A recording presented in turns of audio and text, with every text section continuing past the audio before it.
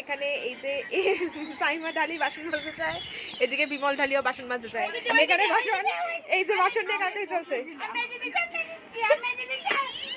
আমাকে কেন কেউ এরকম করে না গাইস? আমার সাথে কেন কেউ এরকম করে না?